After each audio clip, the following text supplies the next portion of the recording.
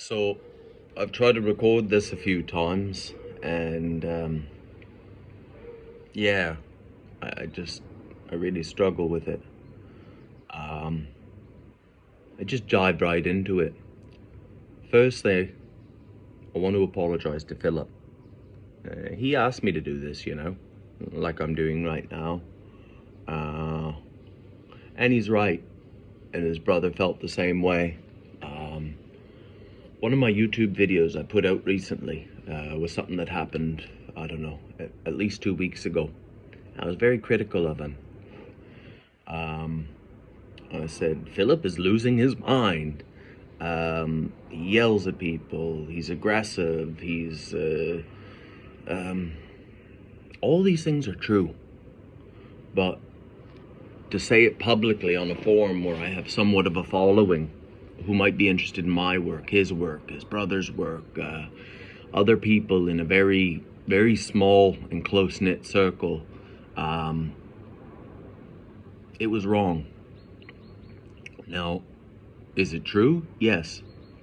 But do I need to say that to a public audience, to strangers, to people who don't know, to people that could never judge? No, I don't. And to talk about civilian evacuation crews, just right now I'm in Kyiv. There's a lot of reasons I'm here, necessary, administrative, logistically. But personally, I'm burnt out. I've been back out there for 6 weeks, and my body and my mind are wrecked. Philip's brother, Ignat, he's taken 3 weeks off. He's tired. He's exhausted. Andre West, who I'd mentioned before, German guy, his truck's broken. All our vehicles are broken, and he's taken 2 weeks in Kyiv region to go live on this farm and just help them out there and chill out. The only one I know who refuses to take a break is Philip. But that being said, I'm not going to say the most, but certainly one of the most. One of the most profound characters. Just, so many people in Donbas owe their life to him. Many people that we tried to evacuate, who refused to evacuate, are dead. Many villages I'll go into after Philip's been there, or towns, and they know, oh, Philippe. You know Philippe. At the end of the day, when people are going to say 20 years from now, oh, were you in Donbas? It's like, did you know Philippe? Then you weren't in Donbas if you didn't know him. But he refuses to take a break. And it must be immense pressure to deal with the civil administration, to deal with this organization, that NGO that needs reports on numbers and proof of work, as I always talk about. And really, he's never been in a position of any importance before the war, ever. It must be an amazing pressure. But yeah, I'm really tired right now. I just tell you a little bit about that. I get a lot of messages, and I'm very conscious that maybe I've alienated a lot of my Instagram followers, and I hope that's not the case, but I can't help but feel it. I can't correspond anymore. I just don't have it in me at the end of the day. But when people write me, people who I've never met before, hey, how are you doing? Or other volunteers there, hey, how are you feeling? I kind of get a little bit upset and resentful. Well, first of all, hey, how are you doing is an opening to a conversation. Well, state your purpose, because I'm really busy. And if you're one of the volunteers in Ukraine, most of them that follow me are in the rear. It's like, what can I do for you, or what can you do for me? To quote Tony Montana from Scarface, when the chainsaw scene with the Colombian, and before that all goes down, the Colombian says, "Relax, Tony. I just want to get to know you." Where you, Tony says, "You gonna start to get to know me when you start doing business with me and you quit fucking me." But that's the basis to all our relationships here. How are you helping Ukraine? How can I help Ukraine? Or how can you help me help Ukraine? And I don't know, last night, someone messages me who I really want to meet, who comes here. He's with another guy that I haven't met yet. And I wasn't in the mood for it. And they're with another guy who's, "Hey, I heard you're in Kyiv." And it's like, "Why don't you come see us if you have time?" And it's like, I was puttering around, but I was still working till about 9:30 last night. And it's like, what do you do here? Do you know what I mean? That you have all this time, all the time to, but I don't know. I know he does good things. And he says, "Well, just drop a line anytime." And I wrote back, I said, "Thank you, but when have I ever dropped a line?" But when people ask, "How are you feeling?" I don't know how to respond to that, because that's an illicit conversation without like a goal or a purpose. Like, do you know why I think they call them orcs? And I don't call Russians orcs, but I see it a lot on social media. Well, when a Russian body is decomposing on a street, for about, Ukrainian bodies aren't left there that long, but you got to understand, it's a bit dangerous in some of these places, and those bodies are in open ground. I'm not going to risk myself for a Russian corpse. I will for a Ukrainian, but they turn green, and then the skin folds in on itself, the deepest wrinkles you've ever seen, like a Halloween mask. And that's why I think they call them orcs. I bet you didn't know that. I bet you never seen an orc, a dead Russian. He was somebody's child too. See, I know that, and I see that on a daily basis, and lately I've been seeing a lot of that. So how does that make me feel? How are you feeling? How are you doing? I don't know how to answer that. Like one person who was quite close to me, a lovely woman, she messaged me, "Oh, I couldn't imagine." Well, no, just like, I feel bad about this. Just stop talking. Stop talking. It's for your benefit, not for mine. And I told her the other day, I says, "You always ask me how my day was. I'm going to tell you how my day was."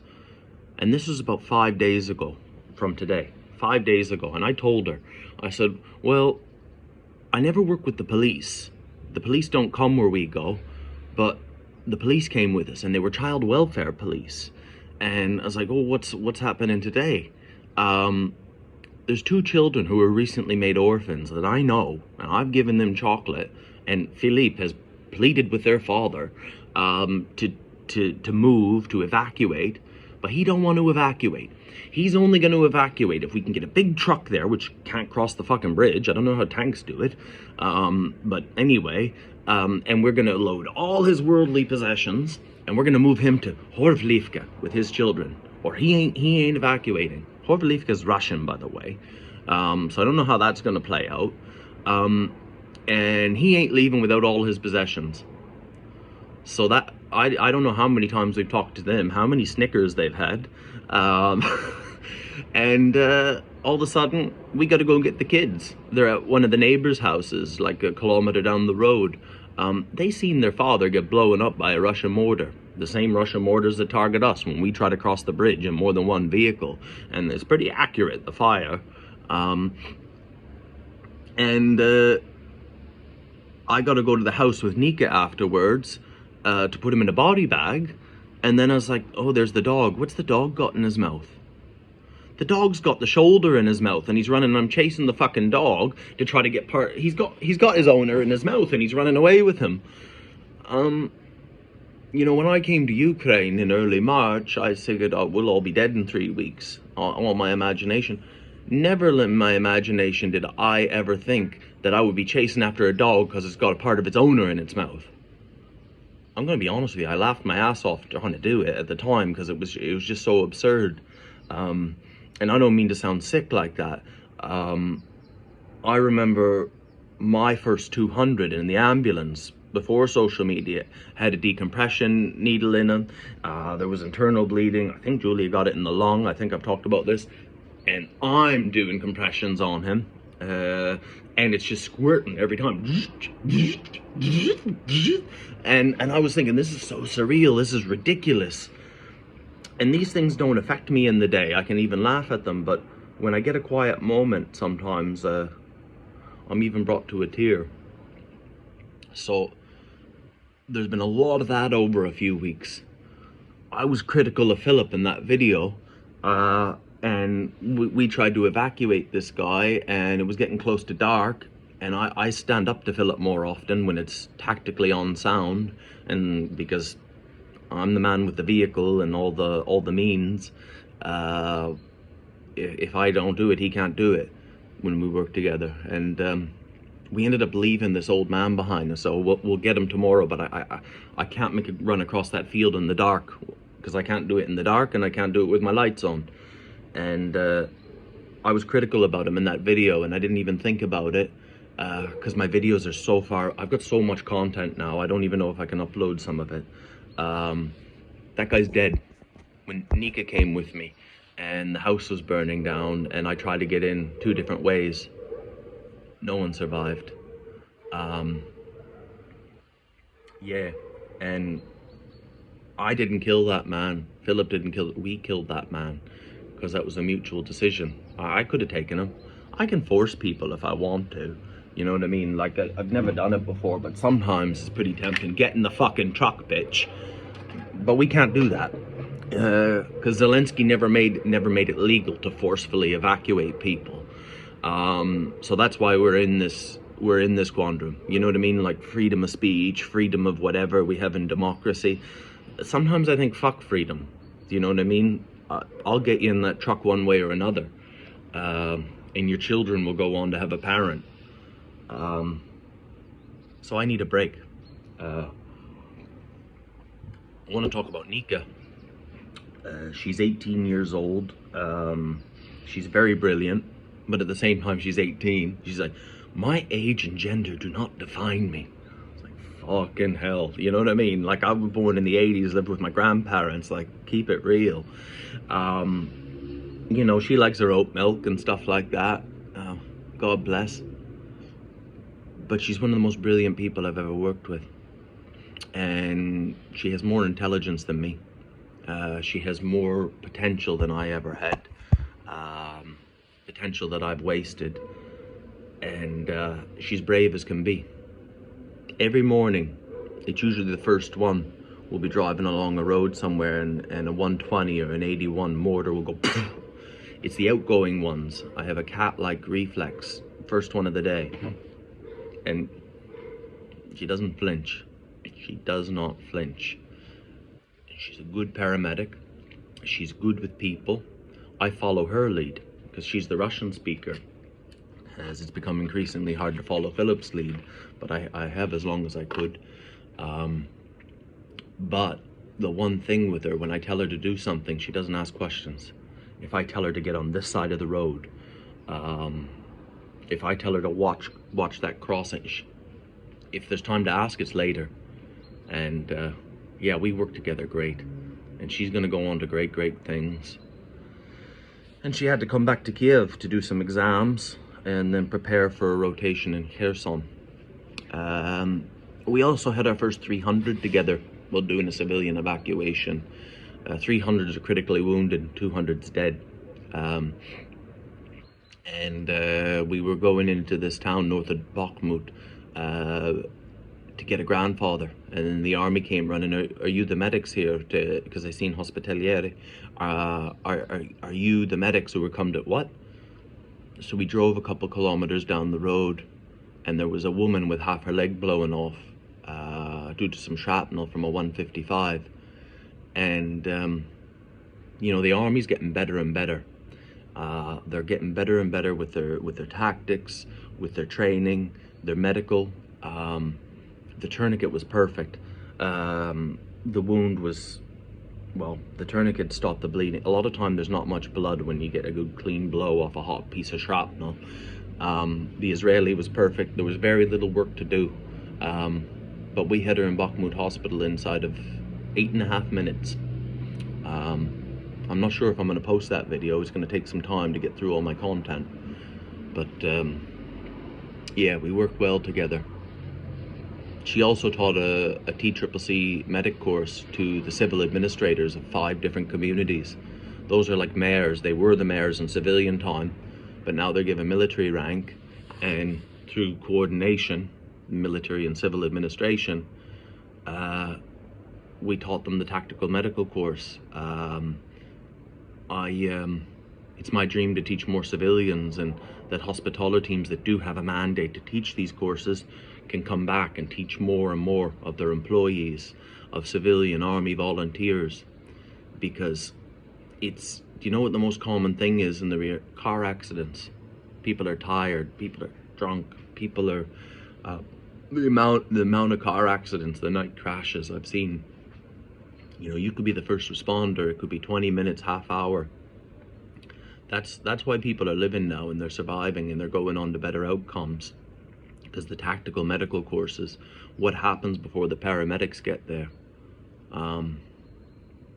So we done good work. Part of the reason I do the civilian evacuations, it gives me, I have freedom of movement, and I can go around to different positions, and I can find the stabilization points where the generators need to go. I've never paid for a med supply. They're all gone now. I need to resupply in Kyiv. If you know anybody who wants to donate supplies, I'm taking medicine and pharmacology.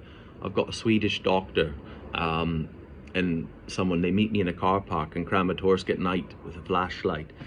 Yeah, I'll have this, I'll have some mitazole, I'll have some morphine, I'll have some ketamine, I'll have oh, you don't have any tranexamic acid? Okay, well, can you get some of the next time?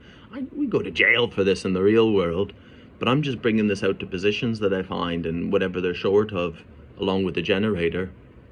And I don't know anyone who's doing this frontline logistics, because nobody knows where the stabilizations are. Only the brigade, that brigade knows where theirs is.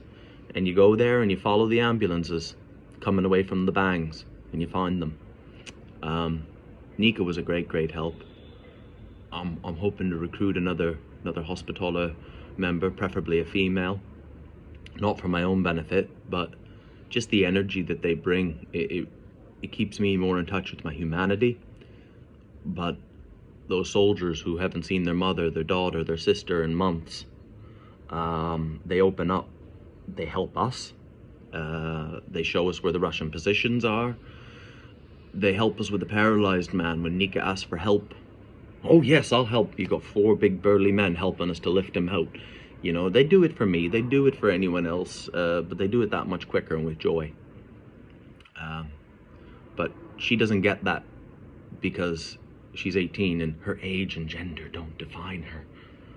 I get that. Maybe that's the right way for the world to go, but I'm a dinosaur. You guys call me salty. Fuck. I don't question how we get it done, but we do get it done. But it's been really tough. You know, in Lemansky region, it's a district, the newly liberated territories, we've been for a month. It's kind of like maybe what the British, the American, the Soviet soldiers, when they stumbled upon them concentration camps back in the day, in 45 and in the spring and summer. What the hell is this? In Yampol one day, I took the army journalists, the actual army journalists. They're the guys who take the footage off the brigades, and then if it's going to an official news feed or social media, they edit out anything that could be revealing locations or identities that don't need to be identified. It's a pretty cool job what those guys do. They did a story on me too. I took them into a house.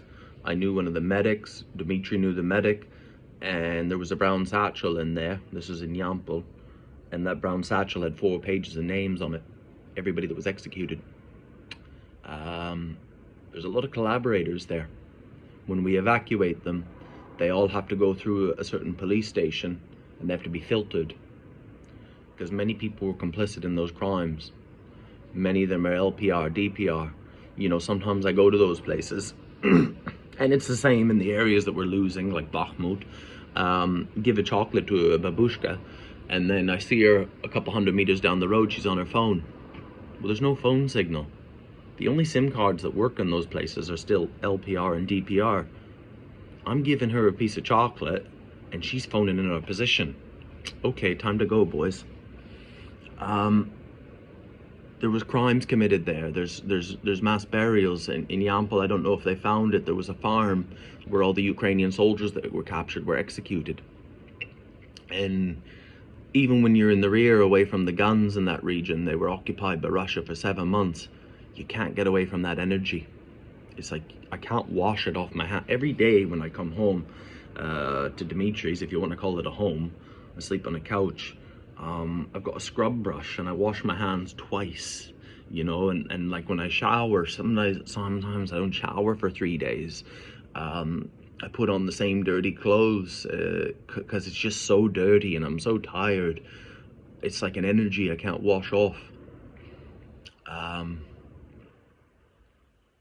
Yeah, it's been tough. But the generators, Enrico, an international aid group, the guys from Germany, the 10 generators that they couldn't deliver last time, they'll be in Kyiv on Sunday. Because a lot of Kyiv's without power. I think I'll leave 2 of them at the Hospitaller base because we only have 1 generator, and it's crazy there now. There's an application process. There's 500 people on the waiting list, all Ukrainian, and they're pumping out 20 at a time, I think, on this course. Yeah, that's a good home for those generators until Zelensky sorts out the power crisis. And then the rest, I have homes for a couple of them, but I need to recruit a member on the team, and it's so great. Dare I say, it brings glory to the battalion, because our mandate is to plug holes in Army Medical, to train people, civilians too. But yeah, we're doing good work, and I need this break. I need to keep fundraising. I'm going to buy some more gasoline generators, because one of the civil administrators we've given one to, he's now got a ration for 6 generators for 20 liters of gasoline, benzene, petrol a week per generator, and those will be distributed in areas, and say for example in Siversk there's 2,000 people left. Everybody will know where those generators are so they can make use of them. So not just for Army Medical, but yeah, I'll keep doing that. And he thinks for some reason that generator that came to him came from Olya, my friend in Dnipro. No problem there, because now he wants to help her more, help Ukraine. So I guess that's a win. Your money it's someone else who's really good is getting the credit for it. But yeah, it's been a tough go. I really need this break.